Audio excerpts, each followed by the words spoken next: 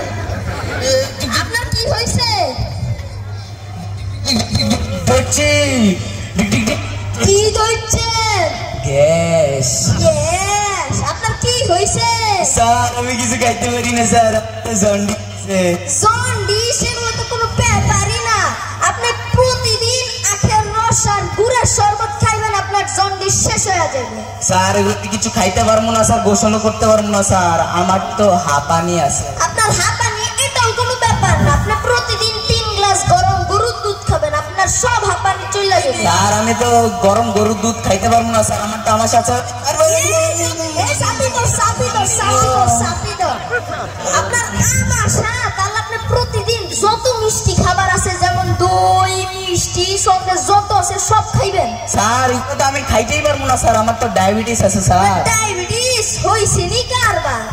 আপনি তাহলে 7 দিনে একটানা না খায়া থাকবেন। স্যার একটানা না খায়া থাকলে তো স্যার আমি মরে যাবো, আমার তো আবার লো প্রেশার আছে। হইছে নি কারবার? এইবার মনে হচ্ছে রোগ লইতে জন্মাইছে, আমারও তো তাই মনে হয়। আপনি প্রতিদিন যত চর্বি জাতীয় খাবার আছে সব খাইবেন, বুঝছেন? যেমন গরু খাসি যত আছে সব খাইবেন। স্যার কি কইলেন? এগুলো তো স্যার আমি কিচ্ছু খাইতে পারবো না, আমার তো আবার হার্ট অ্যাটাক আছে। Heart attack? এইটাও তো আপনি মরেন না কে?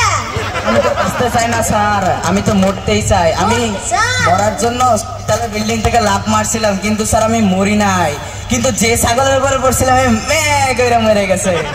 তো তো ছাগল হওয়ারই দরকার ছিল। একদম ঠিক স্যার, আমি একটা সিদ্ধান্ত নিছি কি স্যার। সিদ্ধান্ত? স্যার যেহেতু আমার এই রোগের কোনো চিকিৎসা নাই আর আমি বাঁচতেও চাই না, তাই ভাবতেছি কাউরে মাইরা তারপর ফাঁসিতে গিয়া, জেলে গিয়া ফাঁসিতে আর সঠিক সিদ্ধান্ত, আপনি সঠিক সময় সঠিক সিদ্ধান্ত নিছেন। আপনি কাউরে মাইরা জেলে গিয়া ফাঁসিতে মরেন। স্যার এখন আমি কারে মরমু স্যার? আপনি যারে সামনে পাবেন তারেই মারবেন। স্যার সামনে তো আপনারই আগে মারবো স্যার।